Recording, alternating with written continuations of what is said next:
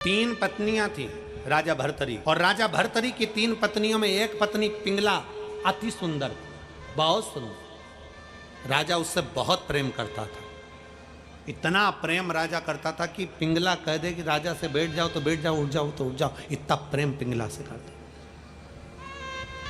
एक बार राजा भर्तरी ने शंकर भगवान की आराधना करी, गुरु गोरखनाथ जी की आराधना करी। गुरु गोरखनाथ जी ने शंकर भगवान के आनंद में एक फल राजा भर्तरी को दे दिया और भर्तरी से कहा, राजा ये फल ले, तू अपनी प्रजा का पालन करता है, पूरी प्रजा को एक जैसा देखता है, प्रजा में कभी दुख नहीं आने देता है, ये फल तू ले ले, कभी बूढ़ा नहीं होगा, कभी बूढ़ा नहीं होगा, जवान की जवान बना रहेगा, इस फल को खा लेना। राजा भर्तरी ने फल लिया, प्रसन्न होकर अपने घर पर गया। उसने विचार करा, मैं जवान होकर क्या करूंगा, जिस पिंगला को मैं प्रेम करता हूं, मेरी पत्नी को, जवान ये रहे तो मुझे प्रसन्नता होगी,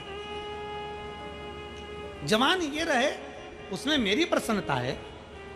राजा भर्तरी ने वो फल अपने तीसरे नंबर की पत्नी पिंगला को दे दिया। पिंगला फल लेकर अपने कक्ष में पहुंची, उसने पिंगला को फल दिया और पिंगला से कहा, पिंगला ये वो फल है जिसको खाने के बाद व्यक्ति जवान हो जाता है, कभी बूढ़ा नहीं हो सकता, ये फल मुझे भगवान शंकर की कृपा से प्राप्त हुआ है, ले पिंगला तू ये फल खा ले।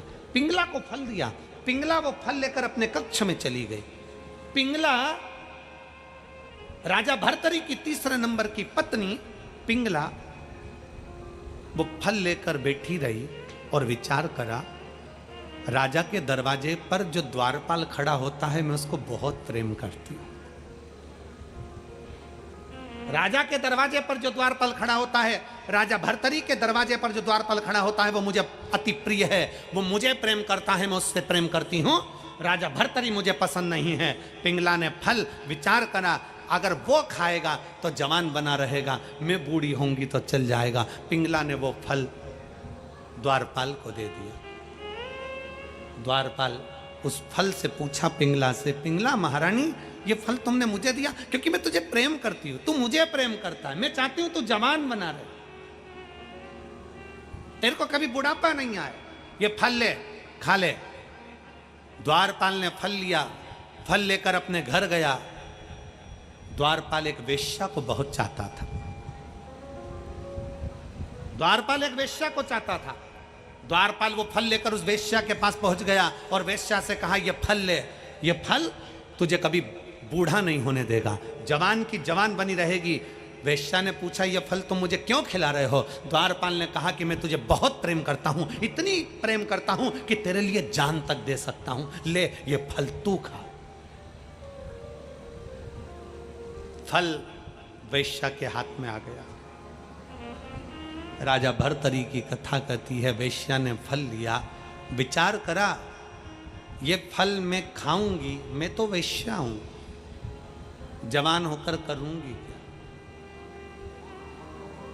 दुनिया के लोग मुझे गलत ही कहेंगे। मेरे नगर का राजा, राजा भर्तरी एक ऐसा राजा है जो अपने पूरे राज्य की रक्षा करता है, कभी राज्य में तकलीफ नहीं आने देता, बच्चे बच्चे के लिए तत्पर खड़ा रहता है। वेश्या ने विचार करा, मैं बूढ़ी होंगी ना, चल जाएगा, हमारे राज्य का राजा बूढ़ा नहीं होना चाहिए, वो जवान बना रहे, आगे बढ़ता खूब बढ़ता रहे, और राज्य का राजा जब आगे बढ़ेगा, सबके लिए सोचेगा, तो हमारा राज्य भी आगे बढ़ेगा, हमारा राज्य भी आगे बढ़ेगा। वेश्या ने फल लिया, फल किसको दूं? तो विचार करा, मेरे राज्य का राजा बूढ़ा नहीं होना चाहिए, मेरे राज्य का राजा बूढ़ा नहीं होना चाहिए, ये सनातन धर्म की पताका फहराने वाला मजबूत है, इसको दिया जाए।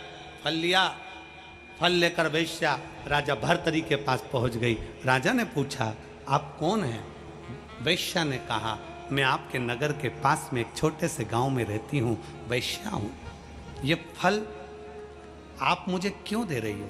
महाराज, ये वो फल है जो खाएगा जवान हो जाएगा। भर्तरी को लगा ये फल तो मैंने पिंगला को दिया था। पिंगला बैठी थी पास में, उसको लगा ये फल तो मैंने दरवाजे पर द्वारपाल को दिया था।